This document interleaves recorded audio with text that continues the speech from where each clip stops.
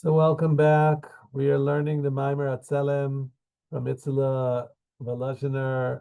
It's a special comment, a lengthy comment, a gloss on the Nefesh HaHaim between Shar Aleph and Shar Beis. Best learned after one has completed the Nefesh HaHaim like we did.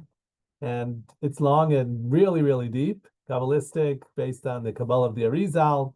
He's really going deep, a huge deep dive into the creation of the universe, and we find ourselves B'Tselem Udmus, B'Tsalmenu Kidmusenu. HaKadosh Baruch Hu says man was created B'Tsalmenu Kidmusenu. Of course, we're created in the image of God. What does that mean? And so the author is explaining that in a really beautiful and deep way.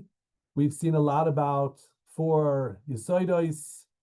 The offer is the recipient, the dirt, the dust is the recipient of the action of Eish, Ruach, and Mayim. It corresponds to Oisiois Yud Kei Vav Kei, where the offer is the final Hey, the Malchus, which contains everything. And we've seen it that we talked about a Kodesh Baruch Hu is nistar mitzad atzmo and nigle mitzad maisav. God is completely concealed and hidden from everything, and yet He is revealed through His actions, His deeds. He created the world. We're here. He gave us the Torah. We have it, so we know about God and we're connected to Him in a really intimate way, and from the inside and the out. And so last time we were together, we talked about how the neshama is like a Kodesh Baruch Hu, Gemar Brachos, Baruch Nafshi Es Hashem, that David HaMelech said Baruch Nafshi Es Hashem 5 times. What are these five ways? And it's that the ways that the neshama is similar to a Kodesh Baruch Hu. We talked about even the way we know our inner spiritual selves is somewhat hidden to us, but we recognize our own spirituality as it affects our physical lives, our sensual lives, the lives of our senses and our bodies. So we recognize ourselves sort of from the outside, even though there's this energy and kedusha from the inside. So in a certain sense, we could almost sometimes find ourselves as strangers unto ourselves. Sort of sounds poetic, because our inner self is really closely connected to God, but He's concealed. And so even our inner self is concealed. And I think that's so true about a lot of people. They don't know themselves. They think that they're this or that, but that's very external. That's the chitzoinius. That's just about their body. But their inner self, how much do we know about our inner self? Okay? Yeah, And can you picture being tied into the Kisi HaKavod, for example? exactly. That when you look in the mirror and trim your beard or something, very difficult stretch. Indeed. So yes, to picture ourselves as an extension from the one sitting upon the Kisei HaKavod, but that's who we really are. And so we're learning about that. And so now we're at a passage which begins with the words, Ve'atan navchin bevchinat selem udmus haklali v'ruchaniyut. So we're now going to discern the general aspects of Tselem and Dmut. We have these two words, and he's talked about them as Zachar and Nekeva, male and female, as being inner and outer. The inner one is like masculine and spreading its influence outward, and the outward one, the feminine one, is receiving and expressing it in a more outward way. So this Tselem and Dmus are our relationship and reflection of our godliness, really, that we're created in the image of the Creator, is both like in an inner way and an outer way, okay, which is subtle, but that's where we're coming from. And now he's talking about the Tselem and Dmus, the great general ones in the spirituality. So let's hear what he has to say. Shekasher Ratza Habayra Yisbarach Shmo B'Ratzoino HaPashut Livroi ha'olam. So we're putting ourselves back before the creation of the world. We're prior to the base of Bereshis, okay? We're at God's simple will, unchanneled will, unqualified will to create a universe, okay? Birtsoinu ha'pashut livro ha'olam. Sheyigaleh dmus kol pratei ha'olam kemo shehem. And somehow the world is going to reveal a likeness. Remember, anytime the artist makes a piece of art, there's somehow you can look into the sculpture and understand something about the sculptor, something about the artist. So God is going to create a world, and we're going to know something about God from the world that he creates. It's going to be, in a certain sense, it's going to be reflective of himself. It's going to be bidmusoi, okay? So Hashem has this will to create a world that is going to reveal a dmus called Pratei Oilem Kemot Shehem He'etzil Koyach Echad. So Hashem starts with a very, very amorphous, to call it even a material is a misnomer. He called something called hiyuli, okay? And I see the Rabbi Frankel uses an English word, H-Y-L-E, hayol, whatever, I don't know. But it's something shafilosofim korimoso hiyuli. And so I'm familiar with it. The Ramban speaks about it in Parshas Bereshis, and it comes from Greek, the ancient Greek paradigm for creation, that before there's any matter, and this is prior to the Daled Yesoidos, there's something called hiyuli, okay? It's sort of like ether, okay? But it's even more spiritual than air, okay? And it's so like the prime substance of creation. When we say Bereshis bara, that God created, and the word bara is yesh mi'ayin, he's creating something from nothing. So there was absolutely nothing, and now there's something. What is that something? It doesn't have a name yet. It's not like stuff that we could recognize. It's hiyuli, okay? And the Hebrew word for this Greek stuff is tohu. V'anachnu nikra'ehu, o koyach, o or, o ratzon.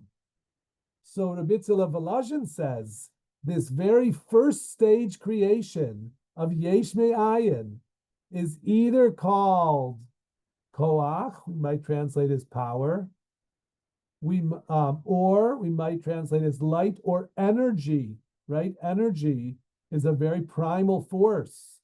So it could be the very first thing that God created was light or energy, which gets close to a modern scientific model of, if you think about how did the Big Bang happen, or how did matter come into existence, and especially given Einstein, the relationship between E equals mc squared, between matter and energy.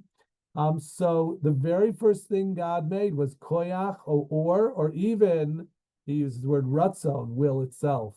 Hainu, shikach ratzah. She is galeritzoino. God wants to manifest his will. Al yidei shnei koichos. Okay? And so now there's already division. There's two koichos. There's two primal forces. Echad sheyumshach lamala. Davar mashal. Okay? One is an upwardly moving force. And one, guess what, is a downward moving force. Vasheni yumshach lamata. Davar mashal. Now, he's going to say that he doesn't mean physically up and down, because there's like no three-dimensional reality yet. So there's this, though, spiritual pull up and the spiritual push down, these two forces. Ulaman lo yispardu. But in order to keep everything from coming apart, himtzi emtsaim beinehem, kemo inyan ha'esh.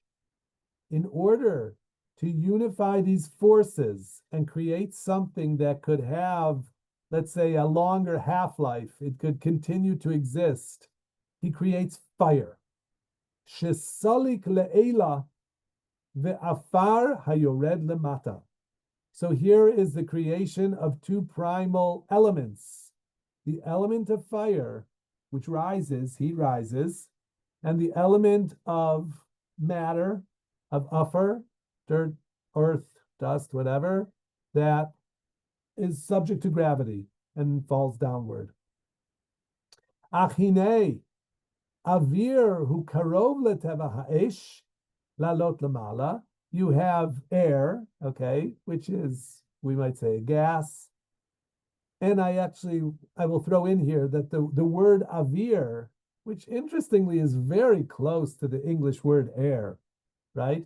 Because here's the aleph is like the A, and then the yud is like the I, and the R is the R. So the word avir and air are very closely related, obviously. But in Hebrew and Lashon Kodesh, look at the word avir, which I thought was like a modern word that Hebrew took from English, from air, but it's not. It's a holy word that has deep roots. Look at the word avir and break it up into or yud. Okay? Aleph vav resh, or light of the yud.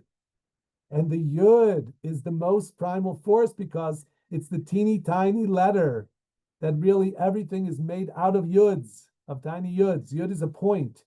It has, no mass. It's like an electron. It's like a spark of divine energy. So, or light, this primal creation, is itself avir. Avir is or yud. It's the light of the yud, and that turns into air, gas, or space, whatever it is. So we now have three things. We have fire, we have afar, and we have avir. Hu karov leteva ha'esh, lalot lamala, v'gam yuchal laredet lamata. Air has this capacity to, sort of fill up space, and it could be above and below and everything in between. Umayim, what about the water? Afshanim shachim la'avir. Okay, water evaporates into air. Kemo shamru chazal, tlasa parsi midla eva, im kol ze manichim makom gavoa, shelahem ba'avir, v'yordim lemakom namuch la'afar. So water, on the one hand, evaporates and sort of turns into the air. It dissipates into the air. But of course, water left unto itself flows downward into a lower place, like down to the sea. He said here, even though water is drawn into the air, as the Gemara says, the altitude of a cloud is 3 parsa, even so they leave their high place in the air and descend to a lower place. This is called rain, right? When there's a lot of water in the air, so it comes down to us as rain. Okay, so again, really sort of deep stuff about the very beginning of a Kadosh Baruch Hu's will to create, and he's creating with these Dalid Yesoidos. These are the first thing that are his desire, and to have some stuff pulling us up and some stuff going down, and the ability to bridge between these opposites in order to create something. I mean, we're way before the human being. He's just creating, sort of koichos, powers and opposites and forces that are ultimately going to combine in innumerable different ways to have doimim, tzomeach, chai, and medaver. So these are the first sort of primal creations that Hashem created. Ba'afki beruchaniim ein loimar malo mata. Okay, he grants that up and down are not really relevant if we're speaking about spirituality. Ubiprat bekoyach ha'elyon and etzal, and especially in the case of the supernal emanated power. Omnam inyan malo mata, but up and down, nemar gam lo al shinui makom. Even before a physical universe, there's still conceptual above and below. Okay, it's used not only in relation to change of physical position, and he'll show us that. Kimo va'isa rak lamala v'lo tia lamata. That's a pasuk, a bracha, that the Jewish people should be lamala v'lo lamata. What does that mean? That it's not like the Jews are going to be higher, or it sort of means socially higher or spiritually higher, but it doesn't mean physically higher. So we see that lamala lamata can be used, we might say, figuratively. Sheperusho elyoinim b'mailois ruchaniois. They'll be on a high spiritual level. V'lo yerdu lamata mimadregasam, and not to descend downward from their level. And there's a note there, which I'm not going to see this minute. Ki'inyan, we have an expression we all know, Mailin bekoidish velo moridin bekoidish. Anytime you have something that is used for Kedusha and you want to change its usage, you need to give it an upgrade. You're not allowed to give it a downgrade. So there's examples, the Gemara in Megillah talks about like furniture in a synagogue. If it was used for a chair, you could make it into the table, or the table into the Aron Kodesh. But you couldn't take a piece of wood that was used in the Aron Kodesh and then make a chair out of it and sit on it. That would be inappropriate. That would be a degradation or a lowering, a demotion of its kedusha. So we have an expression, Mailin bekodesh velo maridin bekodesh. Kemo kain, inyan koiches de salkin le'ela. So through these forces that ascend upward, perish, shenimshach l'ruchanius, l'madrega el yoino shebel yoinois, u'denachtin letata, perish l'madregos tachtoinois. So again, even though we're not talking about physically rising and falling, we're talking about things that are rising to a higher spiritual level or descending to a lesser spiritual level. Okay, and I'm going to follow now the text here. They have a note here. Hagavi tachen loimer derech drash sheva hayita rak lamala hutanai v'tzivui hainu shehu yizbarach shmo mavtiach lanu kol habrachos hamuros lamala ba'oifen shekasheniya rak lamala b'kodesh. Okay, he's sort of making a drash here and saying when the Torah says v'ayita lamala, it's saying the Jewish people will prosper and be on top when they're at their spiritual best. Okay, when will they be lamala? It's like a condition and a command that if you live up to your best version of yourself, your best version of your spiritual self, then you will be on top. But if we lower ourselves and become very earthy and unlearned and coarse, then it won't be good.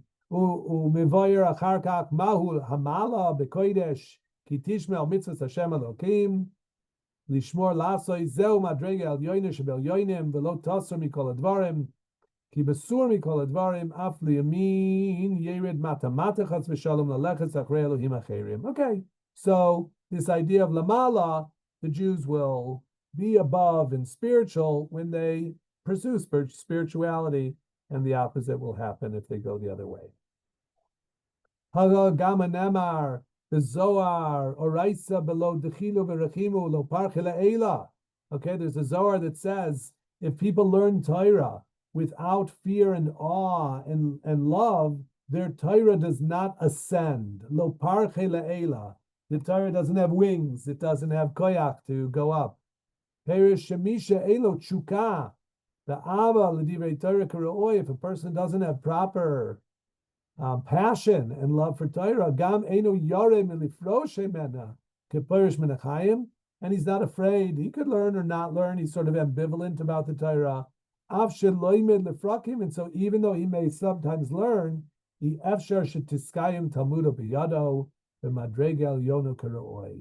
He won't have a kinyan, an acquisition of the Torah on the highest level, because his attitude isn't proper. If one understands that Torah is the HaHaim, it's the tree of life, it is our connection to the living force of the universe, and it's Kiem Chayenu V'Orech Yamenu, so our attitude towards Torah is a passionate one, and then we acquire the Torah, and it animates us and gives us bracha and chayim. But if a person doesn't appreciate that, so okay, their Torah is going to stay cold. Gam derech drash nuchal omar shema sheim shilu ava v'yira l'train godfin. Yes, the Zohar always speaks about love and awe, fear to two wings of like a bird. Kamo oif shenishberu agapav. Think about a bird with broken wings. His two wings are broken. Im kol zeh hi be'atzmusa kshera v'rak shelo tinakev hareya. He's bringing an idea from Hilchos Trefus. if a bird's wings are broken, but the broken wings have not pierced its lungs, the bird is still kosher as long as the lungs have not been punctured. Sheyuchal kol hatoira lehishama lekayim ve'agisa b'yoyman v'layla. Okay, that's a beautiful word. That the lungs aren't punctured. The nimshal means that this Jew, his learning is lacking wings. He's not able to fly high with his Torah because he doesn't have the proper fear and avas Hashem, so his wings are broken, but his lungs are not punctured, so he can continue to learn. And the sound of his Torah can continue to be heard, and he himself can hear it. And so maybe, mitoich shelo lishma, ba lishma, his Torah can arouse still yet his ava and yira, and his wings will be healed, and he'll be able to fly high. So beautiful idea that the birds of the wings of ava and yira, even if they're broken, the bird still has a chance as long as its lungs are not punctured. Beautiful. Okay. I have another piece that I want to get to. Let's see if we can get to it. Ki af bo'olam atzilus v'lamala kol bechinois mistabek b'pnimius l'madrega she'alea. Okay, this paradigm we've had earlier in the Nefesh HaHaim, that all levels are like connected to the level above them. We use the onion mashal. Think about an onion, the many layers of the onion. Each layer of the onion is within another layer that wraps around it, and that one wraps around it and wraps around it.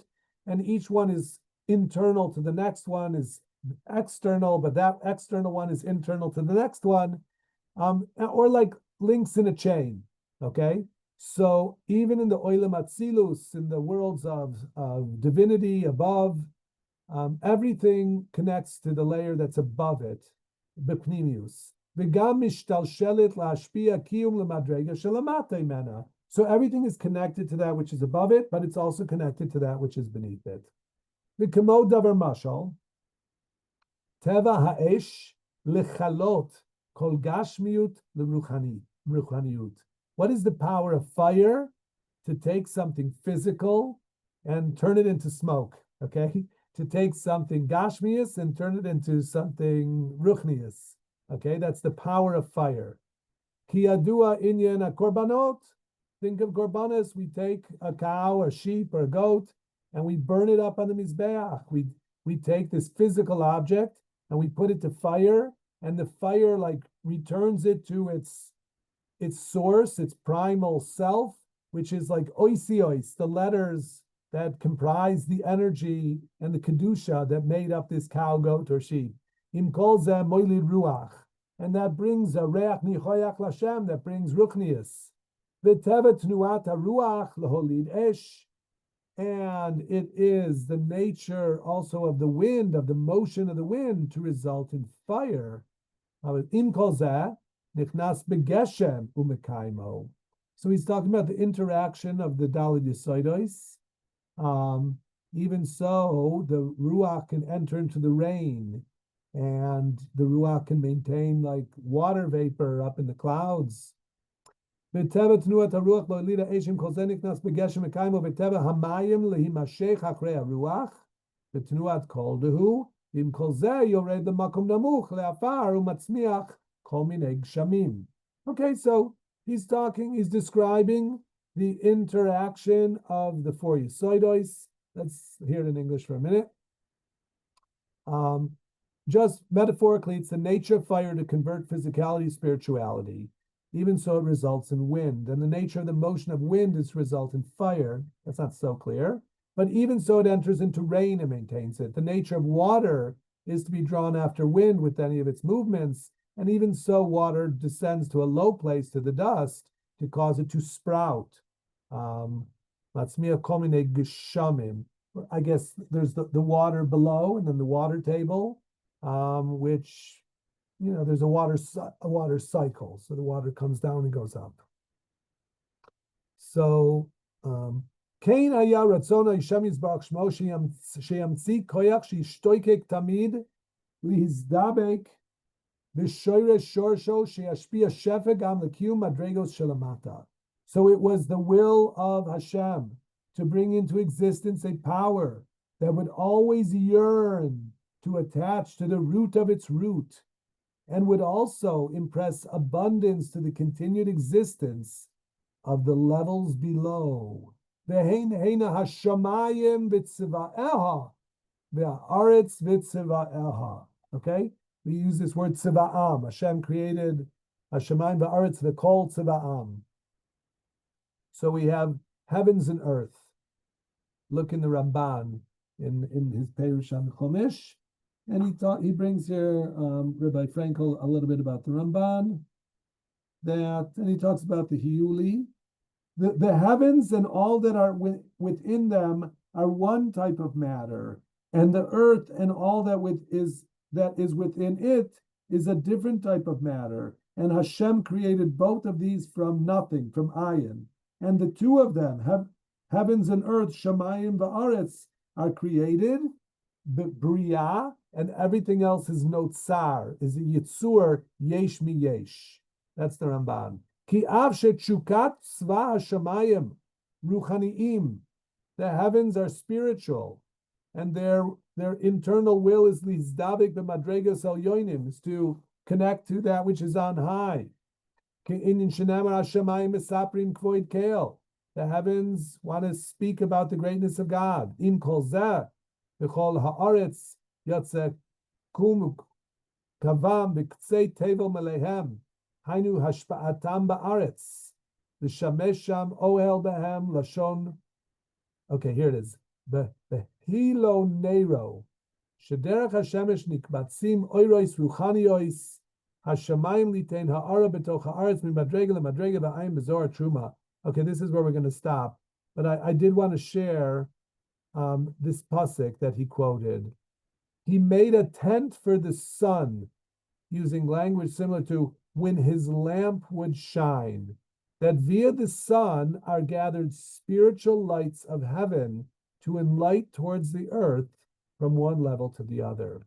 So if I could take a minute or two or three to share this pasuk in Eov that he quoted, Behilo Nero Alai, Roishi Le'oiro Elech Choshech. This is Eov, when Eov's been through a lot. We all know that. He's suffered tremendously, and he's talking about his suffering. And look at these words he says here. When his lamp shone over my head, when I walked in the dark by its light. This is important. This is a human being who has suffered, and he's been in real darkness, the darkness of his own soul, okay? And so maybe it's addiction, or maybe it's just the dark side of his soul and all the bad things that he's done to himself, and that he's suffered in life for reasons he does not know. He's been in the dark, and yet he senses that Hashem's lamp has shone over his head when I walked in the dark by its light. This is so beautiful and so powerful that a person, and I was just watching, Steve, you sent me about that interview with the psychologist who was talking about the hostages who came home, and they were in great darkness. Literally, right? The tunnels are dark, and certainly figuratively also terrible darkness of abandonment and suffering and torture and all the awful stuff. And yet, a lot of them experienced great light. They experienced a closeness to God. And Eov is talking about that in this pasuk, the hilo. And this word hilo is like the English word halo, or the word we use aura. A person has an aura. The hilo nero alai roishi. God's light is over my head. And with that light, I may walk through darkness. And so a lot of people who have been through dark stuff find the light within it, and that gives them koyach to survive it and overcome it. And he even talks about post-trauma growth, of growing from your trauma, which is a possibility. And I want to close by sharing two more thoughts about this pasuk, Behilo Nero alai roishi lo'ero ele choshech. This pasuk is quoted by the Gemara. Here, I have it here. This is a Gemara Nida on Lamed Amid Beis. A candle is lit for it above to its head, and it gazes from one end of the world to the other. From this pasuk, Chazal darshan that the fetus in utero, which is like before the world is created, when the fetus is still just a concept, an idea. So Chazal say that there's a candle above the head of the fetus, and of course, there's not really a candle in the uterus. This is poetry. This is figurative. They learn from this pasuk, when his lamp shined above my head, and by his light I walked through darkness. This is a light that the fetus can see spiritually from one end of the world to the other. And do not wonder how one can see from one end of the world to the other, as a person can sleep here in this location and see a dream that takes place in a distant place like Spain. So in your mind, you could travel all over the world. So the fetus in utero can see from one end of the world to the other. And I close with this thought, this idea of light and darkness, and the partnership between light and darkness is the very first topic in the Kabbalistic sefer called the Bahir, which is by Reb Nechunya ben Akoneh.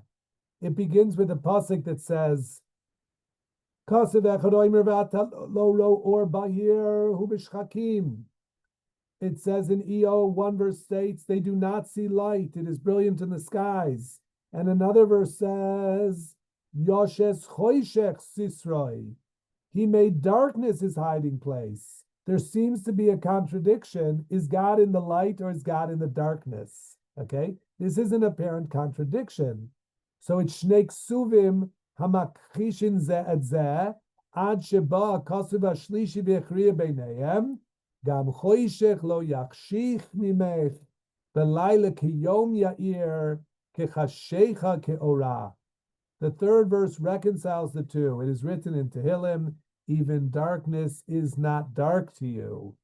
Night shines like day. Light and darkness are the same. And that's such a powerful idea of the unity of opposites, the unity of light and darkness. And by God, it's all the same. And people in life and in trauma and in challenges can find light within the darkness. And there's a point where the lightness and the darkness are the same. Ya'ir kechashecha ke'ora.